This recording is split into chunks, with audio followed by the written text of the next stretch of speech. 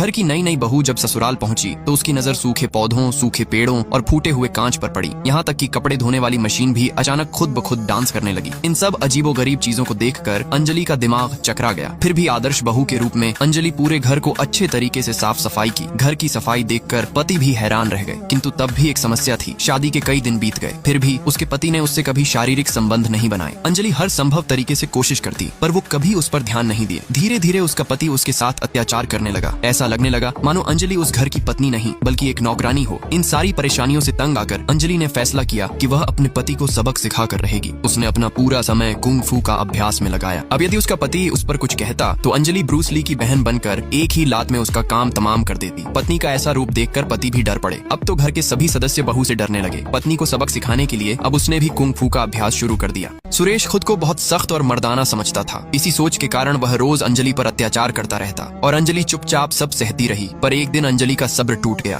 और उसका दिमाग सटक गया। उसने ब्रूस ली का बहन बनाकर एक ही लात से पति का काम तमाम कर दी। दरअसल अंजलि कुंग फू की मास्टर थी। अब सुरेश अपनी पत्नी के सामने जाने से भी डरने लगा, मगर उसके मन में बदले की आग जल रही थी। सुरेश ने ठान लिया कि अब वो भी कुंग फू सीखेगा। उसने रोज सुबह उठकर कुंग फू का अभ्यास करने शुरू कर दिया। कई दिनों की कड़ी मेहनत के बाद उसे अपने अंदर जबरदस्त ताकत महसूस हुई। वह फौरन अंजलि के कमरे में गया, फोन को कोने में रखकर वीडियो रिकॉर्डिंग चालू करके और पत्नी के सामने अपनी ताकत दिखाने लगा। लेकिन जैसे ही पत्नी अपनी ताकत दिखाई तो वह आश्चर्य में पड़ गया। पत्नी के एक ही वार ने उसे जमीन पर धराशायी कर दिया। जब माँ ने अपने बेटे को घायल अवस्था में देखा तो उसने तुरंत मायके वालों को बुलाकर पंचायत शुरू कर दी और बहू को बुरा भला कहने लगी, जिससे ये बात कोर्ट तक पहुंच गई। पर वही सुरेश की पिटाई वाला वीडियो अंजलि ने अपने पति को लात जूते से मार मार कर जमीन पर धराशायी कर दिया। ये सब देखकर घर की सांस का खून खौल उठा। उन्होंने तुरंत मायके वालों को बुलाकर पंचायत शुरू कर दी और बहू को पूरी तरह बुरा भला कहना लगी। तभी अंजलि ने कहा, मैंने आपके बेटे को इसलिए मारा क्योंकि वह रोज मुझ पर अत्याचार करता था। शादी को कई दिन बीत गए पर उसने कभी मुझसे ठीक से बात तक नहीं की। हर वक्त मुझे उसका जुल्म सहना पड़ता था। ये सुनते ही सुरेश ने अपनी पत्नी से माफी मांग ली, लेकिन उसके मन में अभी भी बदले की आग जल रही थी। उसके मामा ने एक तरकीब दी, अगर तुम अपनी पत्नी से बदला लेना चाहते हो तो उसे गर्भवती कर दो। यह सुनते ही सुरेश अंजलि को प्यार के जाल में फंसाने लगा।